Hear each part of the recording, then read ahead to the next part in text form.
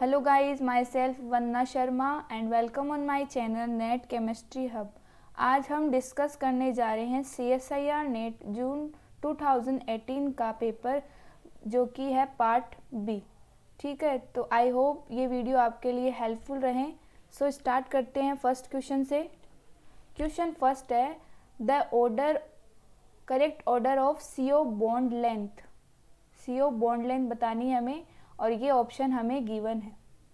तो आपको करना क्या है, सबसे पहले ऑप्शन में देखो कि यहाँ पर मेटल के साथ में CO प्रेजेंट है और CO प्रेजेंट होने का मतलब ये है कि इसमें MlCt प्रेजेंट होती है।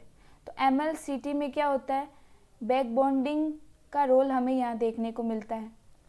तो बैक बॉन्डिंग ज़्यादा कब होगी, यानी बैक बॉन्डिंग का मतलब है मेटल और इस लिगेंड के बीच में ये पार्शली डबल बॉन्ड करेक्टर कब मोर होगा, जब ऑक्सीडेशन स्टेट है वो लेस होगी, यानी मिनिमम ऑक्सीडेशन स्टेट में MC तो सबसे ज़्यादा और CO सबसे कम हो जाएगा।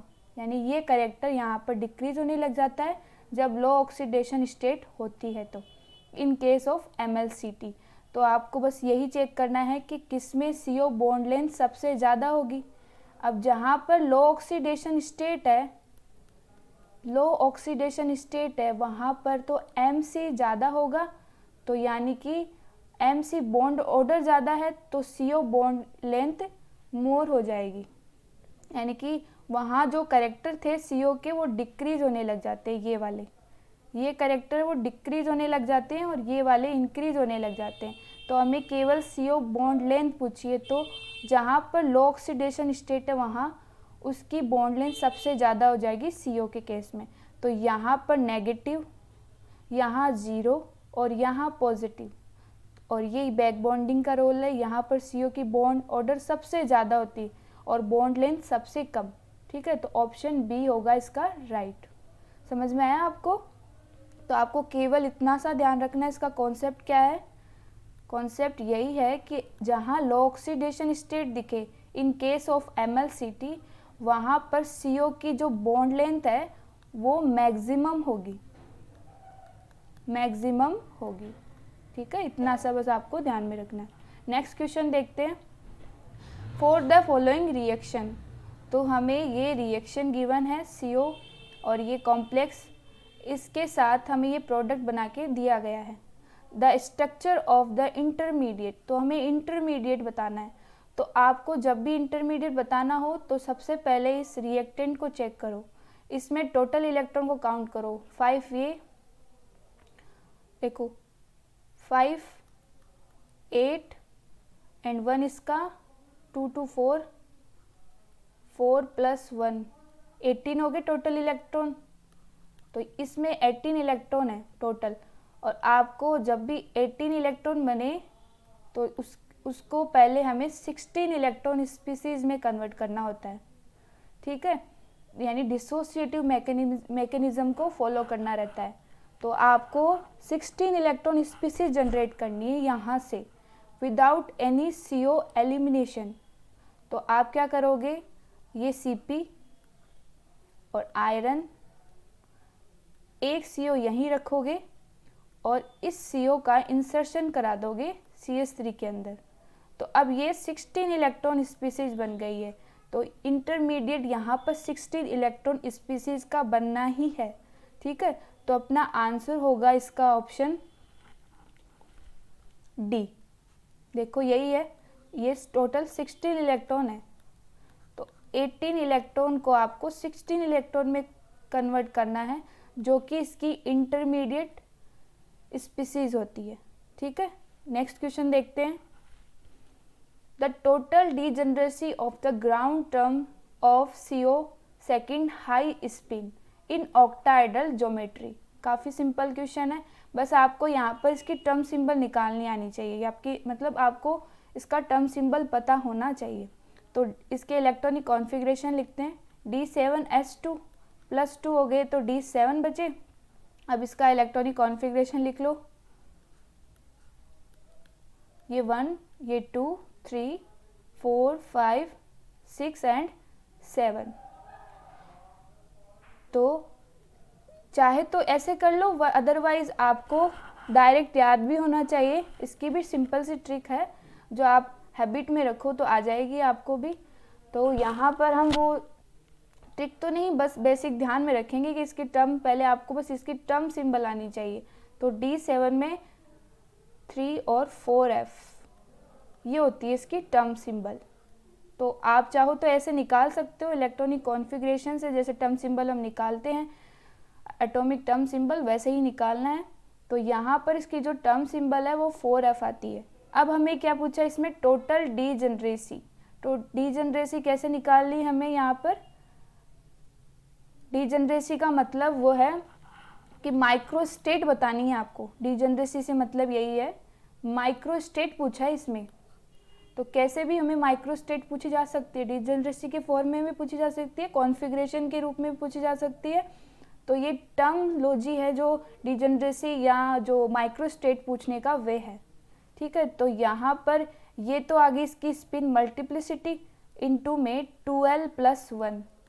तो आपको l की वैल्यू लिखनी है। तो f के लिए l की वैल्यू कितनी होती है, 3 + 1 7, और 7 इंटू में 4 28। तो इसका राइट आंसर है ऑप्शन सी। नेक्स्ट क्वेश्चन देखते हैं। 4 electronic spectra of K2CrO4a and K2M1 मोलिबेंडनम O4b, the correct combination is. तो आपको ये ऑप्शन गिवन है, इसमें ये बताना है कि इनके इसमें कौन सा प्रोसेस इलेक्ट्रॉन ट्रांसफर में वर्क कर रहा है। तो बेसिकली जो ऑक्सीजन है, ऑक्सीजन होता है, एजाइड होता है, एमिडो होता है, इमिडो होता है, ये सभी जो LMCT को रिप्रेजेंट करते हैं। Fluorine, chlorine, halogen, halogen complete family, ये सारे LMCT को रिप्रेजेंट करते हैं। तो यहाँ पर जो ऑक्सीजन है वो भी LMCT को रिप्रेजेंट कर रहा है। तो ऑप्शन ये तो कैंसिल हो रहे हैं, ठीक है, MLCT भी कैंसिल है। अब बचा LMCT, तो दोनों ऑप्शन हो सकते हैं। अब हमें चेक करना है लैम्डा, यानी कि लैम्डा किसका ज़्यादा है। तो LMCT में क्या होता है कि high oxidation state and plus में लो प्रिंसिपल क्वांटम नंबर, यानी 3D 4D 5D जो भी है, ठीक है। जैसे क्रोमियम है ये 3D का है और मोलिबेंडनम है वो 4D का है। तो 3D 4D ये है लो प्रिंसिपल क्वांटम नंबर। इस केस में LMCT इंक्रीज होती है, यानी डेल E डिक्रीज हो जाती है। ये चीज़ आपको ध्यान में रखने की, high oxidation state and low principal quantum number में डेल E डिक्रीज हो जाती है, इट मीन्स लैम्डा इंक्रीज हो जाएगी, क्योंकि डेल एनर्जी और लैम्डा एक दूसरे के इन्वर्सली प्रोपोर्शनल होते हैं। तो इसलिए जहाँ डेल E सबसे कम है वहाँ पर लैम्डा सबसे ज़्यादा होगा। तो ऑप्शन ए सबसे ज़्यादा और बी उससे कम, क्योंकि इसका जो प्रिंसिपल क्वांटम नंबर है वो लो है और मोलिबेंडनम का 4D है और इसका 3D है। तो 3D वाले की एनर्जी सबसे कम और एनर्जी कम, तो लैम्डा ज़्यादा। तो option C is right. Next question देखते हैं। For the following compound the correct order of reactivity towards nucleophilic acyl substitution. तो आपको क्या देखना है कि यहाँ पर मान लीजिए कोई X है, ये R लिया है मैंने, तो आपको ये देखना है कि यहाँ पर कौन सा इजीली रिमूव हो सकता है, यानी यहाँ पर जो चार्ज है वो पॉजिटिव सबसे ज़्यादा किस केस में रहेगा और ये किस में इजीली लीव हो सकता है। न्यूक्लियोफिलिसिटी चेक करनी है केवल आपको, ठीक है। तो ये तो काफ़ी सिंपल है, आपको बस बनाना है, इसको फॉर्मूला आना चाहिए आपको। ये हो गया एसिटिल क्लोराइड और ये एसिटिक एनहाइड्राइड, फिर है सेकेंड मैथिल एसीटेट और लास्ट है एसिटेमाइड। तो इसकी न्यूक्लियोफिलिसिटी सबसे ज़्यादा है क्योंकि ये इजीली रिमूव हो सकता है, लिविंग ग्रुप है, तो यहाँ पॉजिटिव चार्ज सबसे ज़्यादा स्टेबल रहेगा। तो ये एक ही ऑप्शन है, ये और एक ये ऑप्शन। और जो अपना जो ये है एसिटेमाइड, इसकी तो सबसे कम है क्योंकि यहाँ पर ये तो लोन पेयर यहाँ दे रहा है, तो यहाँ पर तो जो पॉजिटिव चार्ज है उसको डिक्रीज किया जा रहा है न कि इंक्रीज। तो हमें तो न्यूक्लियोफिलिसिटी यानी इस पर पॉजिटिव चार्ज ज़्यादा जनरेट हो वो ऑप्शन हमें राइट करना है। तो ऑप्शन बी इज राइट। ठीक है, बेसिक सी ऑर्गेनिक है यहाँ पर। तो नेक्स्ट क्वेश्चन देखते हैं। High spin complex of 3D metal ion metal has a magnetic moment 2.9 bore magneton इन ऑक्टाइडल। ये तो है 2.9 मैग्नेटिक मोमेंट ऑक्टाइडल में और 4.1 बोर मैग्नेटॉन इन टेट्राहाइडल में। तो आपको बस केवल मेटल बतानी है कौन सी है, कि आप टेट्राहाइडल में बनाओ तो 4.1 आए, टेट्राहाइडल में तो 4.8 मैग्नेटिक मोमेंट और 2.9 आए ऑक्टाइडल में। तो आपको क्या करना है, केवल इनका ये एनर्जी डायग्राम ड्रॉ करना है। यहाँ पर ऑक्टाइडल टेट्राहाइडल में ये और ऑक्टाइडल में ऊपर Eg नीचे T2G। अब आपको ये इलेक्ट्रॉन फिल करना है, तो आप चेक करोगे ना तो इसमें 2.9 तो ऑक्टाइडल के केस में आएगा, 2.9 निकिल में, और टेट्राहाइडल वे में इसे जब इलेक्ट्रॉन को फिल करोगे तो निकिल इसी के केस में आएगा। जैसे निकिल है D8S2, तो +2 करना है, +2 यहाँ पर लिखा है कि +2 है तो 2 इलेक्ट्रॉन हटा दो और D8 को फिल करो। 1 2 3 4 5 6 और 7 और 8। ठीक है, तो ये 8 हो गए।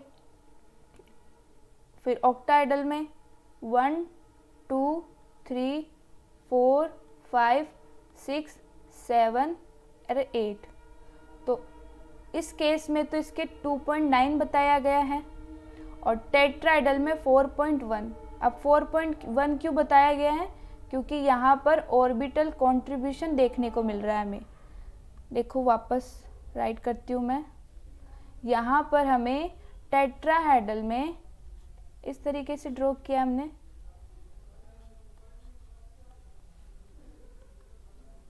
तो इसमें अब इलेक्ट्रॉन को फिल करना है D8। 1 2 3 4 5 6 7 और 8। तो यहाँ पर क्या है, एसिमेट्रिक इलेक्ट्रॉनिक डिस्ट्रीब्यूशन। तो इसकी वजह से यहाँ पर ऑर्बिटल कंट्रीब्यूशन देखने को मिलता है। क्या देखने को मिलता है, ऑर्बिटल कंट्रीब्यूशन। उसकी वजह से इसका जो मैग्नेटिक मोमेंट है वो हमें 4.1 यानी इंक्रीज देखने को मिलता है। ठीक है, तो option B is right. Next question देखते हैं। The major product of the following. तो आपको इसकी रिएक्शन करानी है। यहाँ पर हमें बेस गिवन है, तो बेस क्या करेगा, ये मोर एसिडिक पोजीशन से हाइड्रोजन को लीव कराएगा, यानी H+ निकालेगा और नेगेटिव जनरेट करेगा। तो यहाँ पर क्या होगा, यहाँ से मोर एसिडिक का स्टेबल है एनायन, तो यहाँ पर नेगेटिव चार्ज जनरेट होगा बेस की प्रेजेंस में। ये नेगेटिव अब क्या करेगा, यहाँ पर हमें विटिक रिएक्शन देखने को मिलेगी। विटिक रिएक्शन कैसे देखने को मिलेगी, ये जो नेगेटिव चार्ज है, अब ये जो डबल बॉन्ड है ये पेरिसाइक्लिक रिएक्शन में हमें देखने को मिलती है। विटिक रिएक्शन ये यहाँ शिफ्ट हुआ, फिर ये इधर शिफ्ट हो जाएगा और ये यहाँ पर अटैक कर जाएगा। ठीक है, तो हमें स्ट्रक्चर जो मिलेगी वो ये मिलेगी। तो option B is right. Next question देखते हैं। नेक्स्ट क्वेश्चन है the major product form in the following reaction is. तो ये गिवन है हमें बर्च रिडक्शन का रिएजेंट। तो बर्च रिडक्शन में जो रिंग का रिडक्शन होता है वो बेसिकली इलेक्ट्रॉन डेफिशिएंट जो इलेक्ट्रॉन डेफिशिएंट रिंग हो उसका रिडक्शन होता है। तो इसमें बेसिकली ऑर्डर फॉलो किया जाता है कि इलेक्ट्रॉन जो डेफिशिएंट है उसका बर्च रिडक्शन सबसे फर्स्ट, फिर नॉर्मल का, और फिर इलेक्ट्रॉन रिलीजिंग का सबसे लास्ट। तो ये ऑर्डर फॉलो करना पड़ता है। तो डेफिशिएंट रिंग देखना है तो यहाँ पर इंडोल गिवन है हमें, यहाँ पर तो दोनों सेम है, यहाँ कोई डबल बॉन्ड नहीं है, यहाँ पर है, इस रिंग में है, इसमें ऑलरेडी हमें पता है कि इसका तो नहीं होगा, क्योंकि अब देखो 6 मेंबर रिंग और 5 मेंबर रिंग में जो इलेक्ट्रॉन रिच स्पीसीज होती है वो 5 मेंबर रिंग में इलेक्ट्रॉन जो डेंसिटी होती है वो मोर होती है। तो 5 मेंबर रिंग में इलेक्ट्रॉन डेंसिटी मोर होती है, more as compare to 6 member ring. तो यहाँ पर 6 मेंबर रिंग क्या हुई, इलेक्ट्रॉन डेफिशिएंट। तो इलेक्ट्रॉन डेफिशिएंट का क्या कर देंगे हम, बर्च रिडक्शन। तो यहाँ पर ये नेगेटिव और यहाँ पर लोन पेयर, तो ये रिंग, ये डबल बॉन्ड यहाँ आ जाएगा। ठीक है, तो ऑप्शन होगा ऑप्शन डी। नेक्स्ट क्वेश्चन देखते हैं। नेक्स्ट क्वेश्चन में हमें C13 सिग्नल को बताना है। C13 spectrum of the following compound. तो आपको इसको कैसे मेजर करना है, इनको देखने का एक तरीका होना चाहिए, अदरवाइज सिग्नल सारे मिक्स हो जाते हैं। तो आपको क्या करना है, ये वाली जो ये और ये पोर्शन और ये वाला, ये दोनों सेम है, तो आप इसको ये कंसीडर करना, यहाँ पर ऐसे कंसीडर करना कि ये दोनों एक ही है, क्योंकि दोनों सेम ही है, ये कार्बन और ये कार्बोनाइल और ये दोनों सेम है, तो आपको ये कंसीडर करना है। अब आपको क्या करना है, C13 सिग्नल बताने हैं। C13 मतलब कार्बन को काउंट करना है जो कि डिफरेंट है। यहाँ किसी तरीके का कोई प्लेन प्रेजेंट नहीं है, आपको दिख रहा है ना, यहाँ पर किसी भी तरीके का आप प्लेन ड्रॉ नहीं कर सकते हो, क्योंकि सेम इमेज नहीं ऑब्टेन हो रही। ये तो हो रही है, ये भी हो रही है, बट यहाँ पर ये कार्बोनाइल प्रेजेंट होने की वजह से यहाँ पर कोई प्लेन प्रेजेंट नहीं है, प्लेन इज अब्सेंट। तो प्लेन अब्सेंट है, तो यहाँ पर अब सिग्नल कैसे बताना है, जितने कार्बन उतने सिग्नल।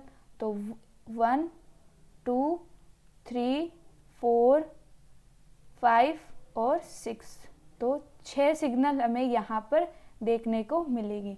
तो option C is right. Next question देखते हैं। नेक्स्ट क्वेश्चन में हमें बताना है the correct order of rate of सोल्वोलाइसिस।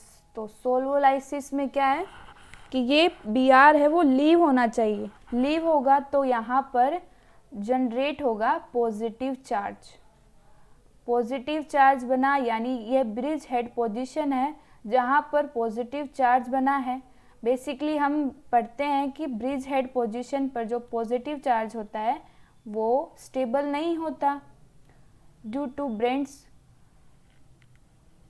Rule, ध्यान में नहीं आ रहा वो नाम क्या था, बाद में बता दूंगी मैं।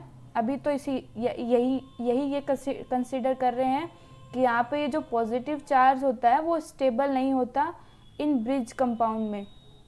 ठीक है, तो ब्रेड्स रूल होता है जो कि पॉजिटिव चार्ज को ब्रिज हेड पर स्टेबल नहीं कंसीडर किया जाता अकॉर्डिंग टू ब्रेड्स रूल। तो यहाँ जो पॉजिटिव चार्ज बना है वो स्टेन की वजह से यहाँ पर स्टेबल नहीं होता। तो स्टेबल नहीं होता तो यहाँ स्टेबिलिटी किस केस में इंक्रीज होगी, जब ये ब्रिज एटम है वो इन नंबर में इंक्रीज हो जाएंगे।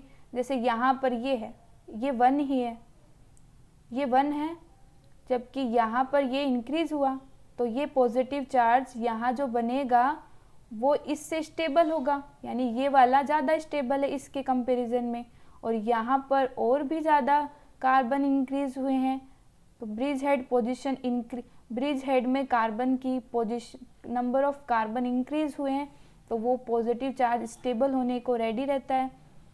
ठीक है, तो इसके बेसिस पर हमारा जो ऑप्शन सी है वो सबसे आगे आएगा और जो बी है वो सबसे लेस स्टेबल होता है क्योंकि इसमें सबसे ज़्यादा स्टेन है और ए में इससे कम। तो सी, ए और बी, तो ऑप्शन होगा डी। ठीक है, नेक्स्ट क्वेश्चन देखते हैं। नेक्स्ट क्वेश्चन भी काफ़ी सिंपल है। The major product form in the following reaction. तो MnO2 क्या है? एक ऑक्सीडाइजिंग एजेंट। ऑक्सीडाइजिंग एजेंट क्या करेगा? एल्कोहल को एल्डिहाइड में कन्वर्ट करेगा। अब यहाँ पर तो एल्कोहल 2 है तो ये वाला एलाइलिक पोजीशन पर है, ये वाला OH एलाइलिक पोजीशन पर है तो ये वाला इससे ऑक्सीडाइज हो जाएगा। ऑक्सीडाइज होगा तो ये डबल बॉन्ड OH जनरेट करेगा। आफ्टर यहाँ पर एक कार्बन है जो कि इलेक्ट्रोफिलिक सेंटर है तो यहाँ पर ये OH है वो इजीली अटैक कर जाएगा और यहाँ पर ये वाला निकल के यहाँ पर वापस हमें ये प्रोडक्ट देखने को मिलेगा।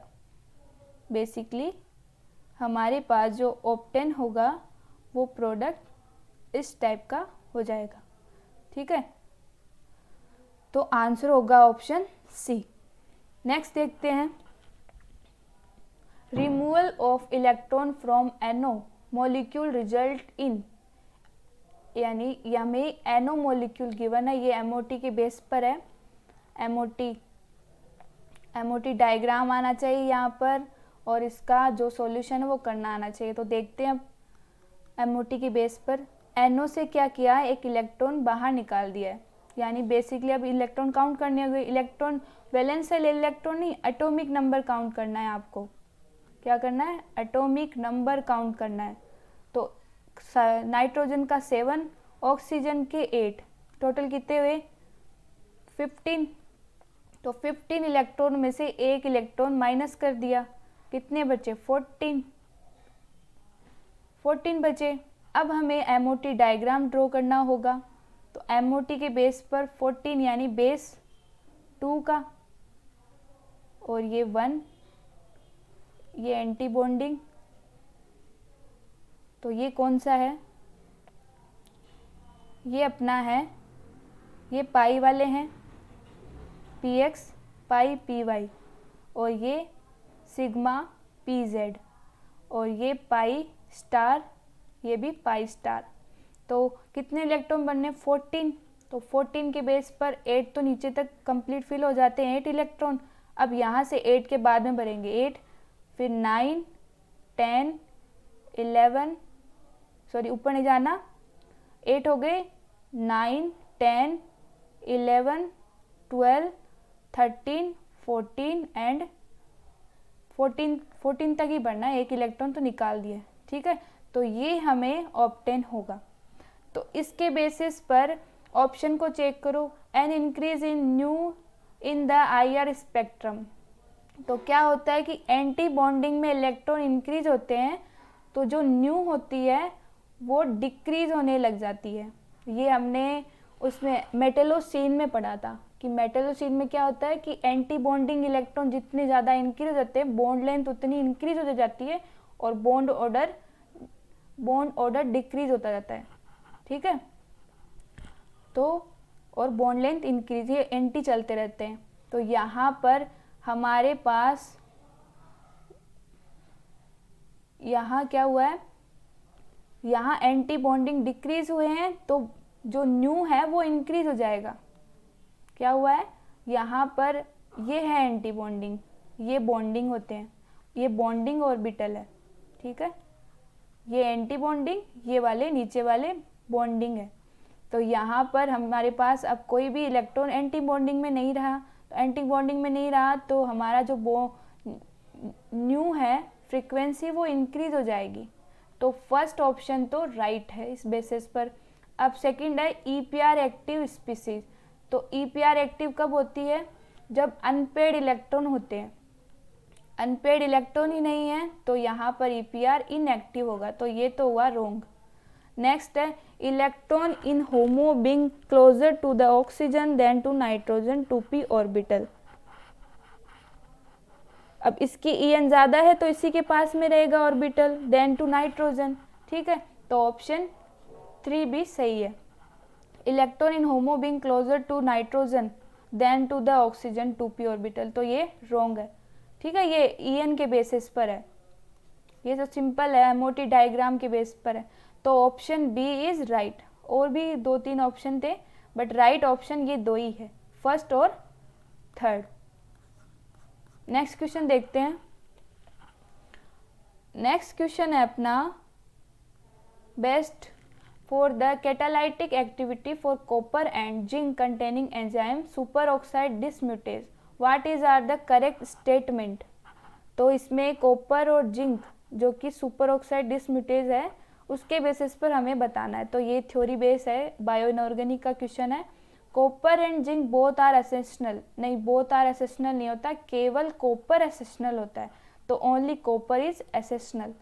Zinc is essential and copper में be replace by any divalent metal atom, नहीं ये गलत है, क्योंकि जिंक एसेशनल नहीं होता, कॉपर एसेशनल होता है और जिंक कॉपर को हम रिप्लेस भी नहीं कर सकते। तो ऑप्शन 4 देखो, तो ये गलत हो गया, फर्स्ट और थर्ड तो रॉन्ग है। ऑप्शन 4 देखो, जिंक में be replace by any other divalent metal atom, तो ऑप्शन इसका जो राइट है वो है ऑप्शन 2 और ऑप्शन 4। ठीक है, तो ये इसका राइट आंसर है। नेक्स्ट क्वेश्चन देखते हैं। The major product form in the following reaction, तो यही हमें इसकी लिथियम एल्यूमिनियम हाइड्राइड दे रखा, रिडक्शन करना है, तो ये इस तरीके से फॉर्म होगा, ट्रांस बनेगा, ट्रांस एलाइलिक एल्कोहल। ठीक है, ट्रांस एलाइलिक एल्कोहल बनेगा। इससे थोड़ा ऊपर की तरफ मेजर करना, मैं इरेज करती हूँ।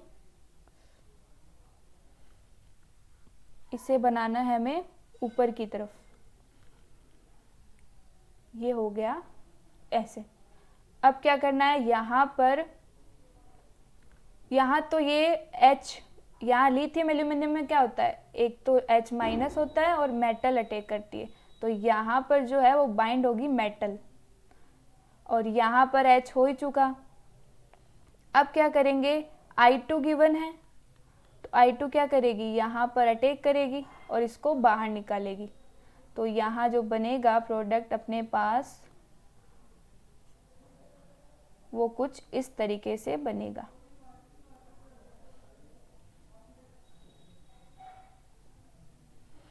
ट्रांस लेके चलना था ना,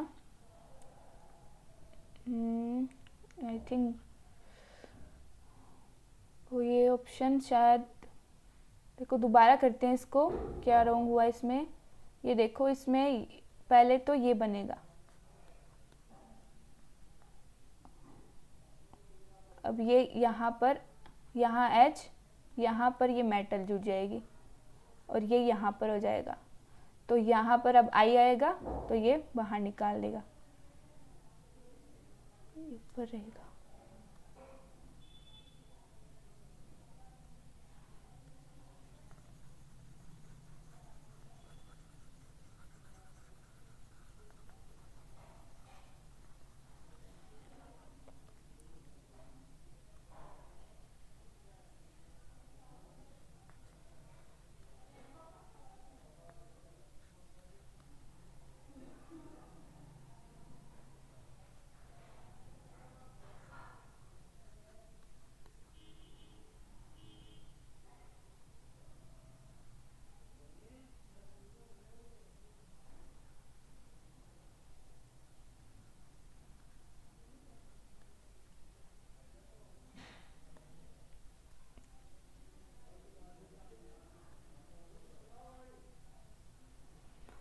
सो नेक्स्ट क्वेश्चन है, the major product form in the following reaction, तो यहाँ रिडक्शन करवाना है इस एल्काइन का एल्किन के अंदर, जो कि ट्रांस बनाएगा, ट्रांस एलाइलिक अल्कोहल।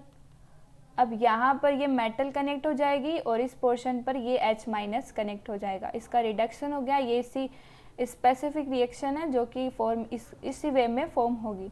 अब क्या करेंगे, I का अटैक करवाएंगे और इस मेटल को वापस लीव करवाएंगे, तो यहाँ जो प्रोडक्ट बनेगा अपना इस तरीके से ट्रांस प्रोडक्ट हमें फॉर्म मिलेगा। तो ऑप्शन ए होगा इसका राइट। नेक्स्ट क्वेश्चन देखते हैं, the correct statement about the following species.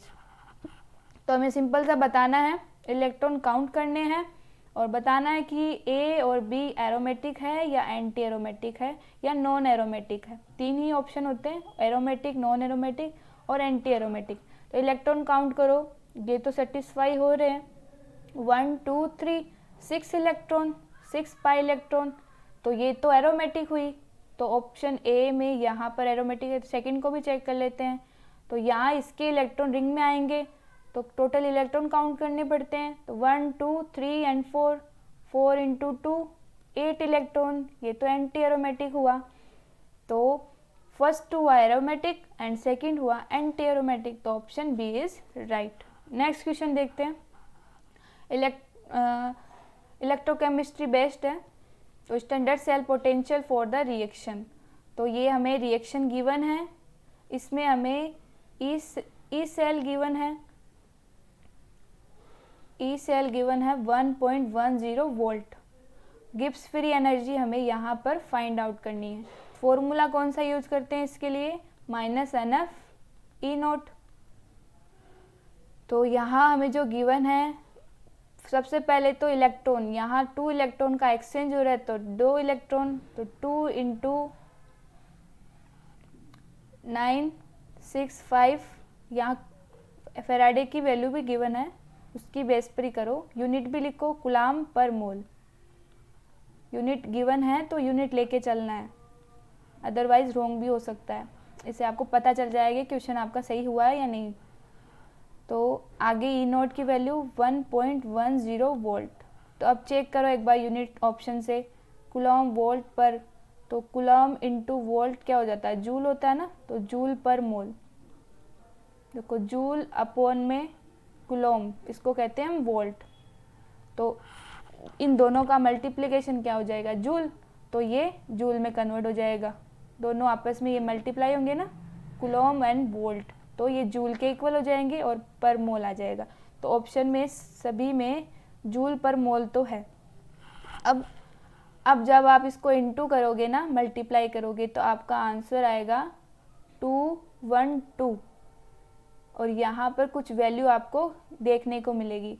तो आप जब इसको किलो जूल में कन्वर्ट करोगे ना, तब -212 किलो जूल पर मोल आपका आंसर आएगा।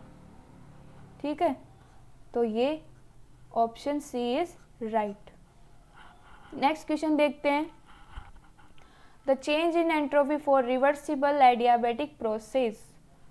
तो रिवर्सिबल एडियाबैटिक प्रोसेस में जो एंट्रोपी होती है, जैसे हम करते हैं ना delta S universe, reversible process में तो होती है 0 equal to 0 in reversible case, और इरिवर्सिबल की बात करें तो वो होती है ग्रेटर 0। तो दोनों को अगर इस वे में भी लिखा जा सकता है, एक होती है 0, एक होती है ग्रेटर देन 0। तो हमें केवल रिवर्सिबल प्रोसेस पूछा है, तो उस केस में एंट्रोपी हमारी 0 होती है। ठीक है, नेक्स्ट क्वेश्चन देखते हैं, the term symbol for ground state B2। तो B2 का हमें ग्राउंड स्टेट टर्म सिंबल लिखना है, यानी ये मोलिकुलर टर्म सिंबल बनाना है हमें। तो एटॉमिक नंबर लेना है, MOT जब भी बनाओ इनके बेस पर तो इनका एटॉमिक नंबर लेना है। तो B2 के कितने होते हैं एटॉमिक नंबर, 5 और 10 हो जाएंगे दोनों, 5 इंटू 2 है तो 10, तो टोटल 10 इलेक्ट्रॉन आपको इसके MOT की डायग्राम में फिल करना है। ठीक है, तो इसका बेस 2 और ये 1, तो नीचे तक तो 8 इलेक्ट्रॉन फिल हो जाते हैं। तो अब ऊपर फिल करेंगे 9 से, 9 एंड 10। अब हम ड्रॉ करेंगे इसके अब राइट करेंगे इन मैग्नेटिक प्रॉपर्टी, +1 -1। तो L की वैल्यू +1 -1 से इंडिकेट की जाती है, तो ये आपस में कैंसिल हो जाएंगे, ये हाफ और ये हाफ, तो ये हो जाएगा 0। तो 0 के लिए ये सिग्मा लिया जाता है। ठीक है, जो टर्म लिया जाता है वो सिग्मा लिया जाता है। अब हो गया +1 -1। अब S की वैल्यू लेते हैं, स्पिन मल्टीप्लिसिटी, जो कि 2s + 1 है। तो ये हाफ 1 हो गया, तो 2 इंटू 1 प्लस 1 कितने हुए 3, तो यहाँ पर आ जाएगा 3। अब इसकी प्रॉपर्टी बतानी है आपको। ये बेसिकली क्या होते हैं, ये पाई पी एक्स पाई पी वाई है जो कि अनजीरेंट होते हैं, दोनों ही ऑर्बिटल अनजीरेंट है। अब दोनों में इलेक्ट्रॉन है प्रेजेंट, तो अनजीरेंट इंटू अनजीरेंट क्या हो जाएगा जीरेंट। अब इसकी जो स्पिन मल्टीप्लिसिटी है वो अगर एक आती तो हम यहाँ पॉजिटिव लिखते, लेकिन यहाँ पर स्पिन मल्टीप्लिसिटी है वो 3 आई है, यानी 1 आए तब ऑलवेज पॉजिटिव, एस में जैसे पॉजिटिव लिखते हैं। तो यहाँ पर पी के बेस पर ये कहा जाता है कि इसकी स्पिन मल्टीप्लिसिटी अगर 1 से ज़्यादा आती है तो यहाँ पर आपको नेगेटिव लगाना पड़ेगा। तो इसका राइट आंसर होगा अपना ऑप्शन सी। नेक्स्ट क्वेश्चन देखते हैं।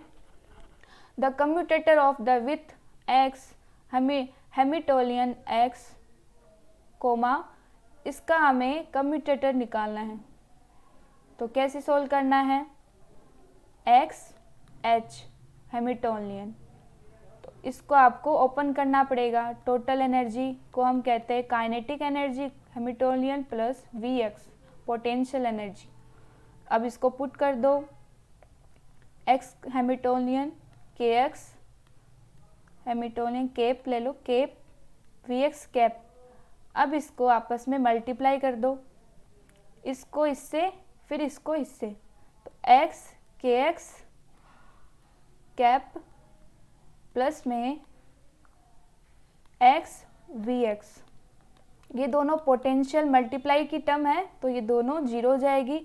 अब यहाँ पर इस टर्म को सॉल्व करना है, ये के एक्स है काइनेटिक, तो काइनेटिक्स को हम कैसे लिखते हैं, kinetic energy P square by 2m del square by del X square, ठीक है। तो आपको इसको पुट करना है यहाँ पर x इंटू में पी स्क्वायर बाई 2m, आपको सीधा यही लिखना है x P square by 2m। अब क्या करोगे, इसे सोल्व करना है तो 1/2m कॉमन है तो इसे बाहर ले लो और x पी स्क्वायर। अब आपको इसको सिंप्लीफाई करना है।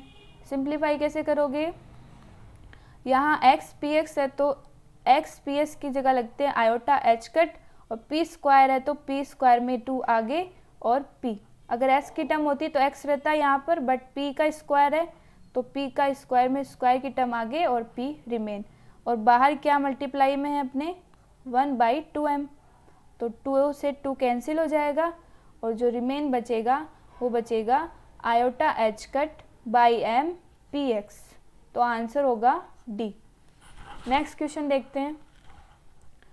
If the unit of rate constant of A reaction is this one, तो रेट कांस्टेंट हमें गिवन है, ऑर्डर बताना है। तो ये ऑर्डर कब आएगा, ऑर्डर बताना है कि जब ये यूनिट किस कंडीशन में मिलेगी। तो सिंपल फॉर्मूला क्या होता है, मोल पर litre 1 minus n second inverse, तो सेकेंड इनवर्स तो ऐसा ही रहेगा। तो यहाँ क्या वैल्यू लिखूँ कि 3 आ जाए, तो यहाँ पर अपन अगर वैल्यू पुट करें 4, 1 माइनस 4 सेकेंड इनवर्स, तो ये 4 माइनस के 3 बचे ना, -1, ये बचा -3, तो ये इससे मल्टीप्लाई होगा तो मोल -3 और ये हो जाएंगे प्लस लीटर 3, मल्टीप्लाई हो गया ना आपस में, ये मल्टीप्लाई हो जाएगा प्लस का, तो यूनिट मिली अपने को ओवरऑल, ये आ गया राइट आंसर अपना। तो option D is right. Next question देखते हैं। The lowest energy state of 1s 2s electronic configuration, यहाँ पर एटॉमिक टर्म सिंबल बताना है आपको। क्या करना है, ये ड्रॉ करना, 1s में भी 1 इलेक्ट्रॉन, इसमें भी 1 इलेक्ट्रॉन। तो आपको स्पिन वेलोसिटी तो निकालनी बताइए अभी, 2s प्लस 1 इलेक्ट्रॉन गिन लो, हाफ हाफ है तो 1 हो जाएगा, तो 3 स्पिन मल्टीप्लिसिटी आ जाएगी, और ये 0 है तो L की वैल्यू S आ जाएगी और इसकी मिनिमम वैल्यू ये 1 हो जाएगी। तो इसका टर्म सिंबल होगा C, option C is right. Next question देखते हैं। If all the lattice point of FCC structure are occupied by uniform hard sphere that touch E catch other the fraction of volume occupied. तो जो FCC में fraction होता है वो basically 74 होता है, एससीपी में भी इतना ही होता है सेम। तो आपको जो 74 आए वो वैल्यू देखनी है, तो आप इसे सोल्व करना। तो पाई की वैल्यू या तो 180 लिख लो या 3.14 और इंटू 1.414 डिवाइड बाई 6। तो आपका जो आंसर आएगा वो 0.74% के आसपास आ जाएगा। ठीक है, तो option A is right. Next है the graph that represent Langmuir adsorption isotherm. तो हायर काइनेटिक्स वाला बनेगा, यहाँ जीरो ऑर्डर, यहाँ फर्स्ट ऑर्डर, तो वॉल्यूम और प्रेशर के बीच में। तो option D is right. Next question है elementary step of reaction follow. तो सिंपल है, steady state approximation applicable to see the rate of product formation in the reaction is. तो सबसे पहले रेट लिखो, किसकी निकालनी है वो K2C²। तो यहाँ C² की वैल्यू पुट करनी है बस। तो ये इंटरमीडिएट है यहाँ पर, तो आप इसे SS से अप्लाई करके भी कर सकते हो और इक्विलिब्रियम मेथड से भी कर सकते हो। तो मेथड अप्लाई करो, चलो SS से कर लेते हैं इसको। K1A B minus K inverse C² minus K2C²। तो आपको क्या करना है, ये इंटरमीडिएट है, इनको बाहर निकालो। तो अपने पास आएगा K1A B divide by K1 inverse plus K2। तो रेट जो प्रोपोर्शनल होगी, approximation is applicable to see the rate of product formation in the reaction is this one. तो ये किसके इक्वल हो जाएगी, इनके इक्वल। ठीक है, C², तो ये इसके इक्वल हो जाएगी। तो option A is right. Next question देखते हैं। In the pure Raman rotational spectrum of 16O2 whose electronic ground state is 3 EG minus the transition to from. तो बेसिकली रमन ये थ्योरी पोर्शन का है। O2 है, O2 में क्या होता है, जो E1J होती है वो अब्सेंट होती है। तो यहाँ ऑप्शन होगा ए।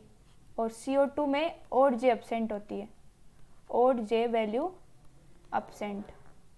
तो ये आपको ध्यान में रखना है। नेक्स्ट देखते हैं। A 5 ग्राम पर litre polymer solution is prepared with a polymer whose molar mass is 25 kg. The osmotic pressure in ATM। तो आंसर हमें ATM में देना है ऑफ दिस सॉल्यूशन। तो हमें क्या क्या गिवन है, RT की वैल्यू गिवन है 2500 जूल पर मोल। और फॉर्मूला कौन सा यूज में लेना है, ऑस्मोटिक प्रेशर निकालने के लिए पाई इक्वल टू CRT। अब यहाँ C तो नहीं गिवन है, लेकिन हमें यहाँ पर हम मास इन ग्राम अपॉन में मोलर मास से यहाँ पर इसको फाइंड आउट कर सकते हैं। ठीक है, तो मास इन ग्राम जो गिवन है वो 5 है और मोलर मास जो गिवन है, यूनिट लेके चलना है पर litre, divide by molar mass है 25 kg। अब kg तो लेना नहीं, ग्राम में लेना है। तो 10⁻³ ग्राम ले लिया। अब यहाँ पर मल्टीप्लाई RT की वैल्यू कितनी है 2500 जूल पर मोल। और ये मोलर मास किस में होता है, ग्राम पर मोल में, तो यहाँ पर मोल। अब यूनिट पहले कैंसिल आउट कर लो, यहाँ पर जो जो कैंसिल हो रही है, जैसे कि पर मोल इस मोल से कैंसिल हो रहा है, ये ग्राम इस ग्राम से कैंसिल हो रहा है। तो अपने पास ये 15 और ये 5 तो कितनी आई वैल्यू 500 डिवाइड बाय 10⁻³ या 1000। और यूनिट है नीचे की तरफ तो कुछ नहीं बचा ना, जूल पर लीटर। और इसे कैंसिल करो तो कितनी वैल्यू 0.5 जूल पर लीटर। अब यहाँ तक तो सही है। अब हमें वैल्यू निकालनी है ATM में। तो एटीएम में निकालोगे तो ये वैल्यू आपको याद में होना चाहिए कि 1 एटीएम लीटर है वो 101.3 जूल के इक्वल होती है। तो ATM equal to 101.3 joule per litre. तो जूल पर लीटर की जगह आपको ये वैल्यू पुट करनी है, ठीक है। तो वैल्यू एटीएम में निकालनी है ना आपको, तो इससे आपको इससे डिवाइड करना है, यानी कि 0.5 जूल पर लीटर की जगह एटीएम डिवाइड बाई 101.3।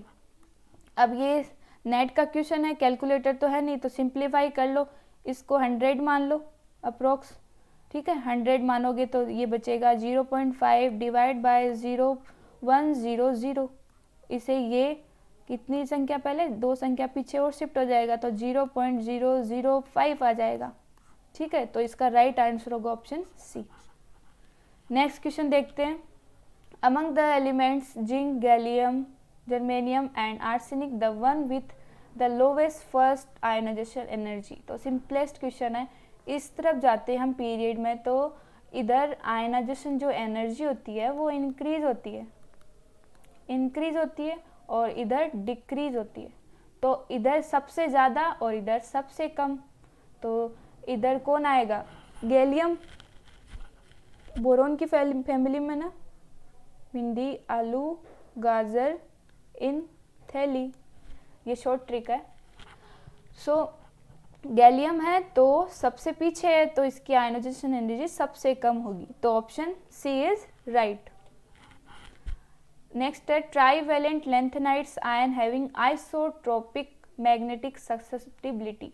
तो जिसकी मैग्नेटिक जो एक होती है spin value, mu spin value, फिर म्यू कैलकुलेटेड और म्यू ऑब्जर्व। इसकी जो कैलकुलेट और म्यू ऑब्जर्व हो वो दोनों ही सेम होती है, लगभग 7.4 के आसपास, 7.4 या 7.8 के अप्रोक्स। तो इसलिए इसको इस कैटेगरी में लिया जाता है। तो आंसर होगा गैडोलिनियम +3। नेक्स्ट क्वेश्चन देखते हैं। The structure of CaBe6 is close to that. तो इसकी जो स्ट्रक्चर होती है जिस तरीके से सीजियम क्लोराइड की होती है, कोऑर्डिनेशन नंबर 8, तो उसी तरीके की इसकी भी होती है कैल्शियम B6 की। तो ऑप्शन ए इज राइट। यहाँ पर पार्ट बी सेक्शन कंप्लीट हुआ। अब नेक्स्ट हम देखेंगे पार्ट सी को। आई होप ये क्वेश्चन सीरीज पार्ट बी की आपको समझ में आई हो और आपके लिए हेल्पफुल रहे एग्ज़ाम के लिए। All the best for exam and thank you for watching and thank you.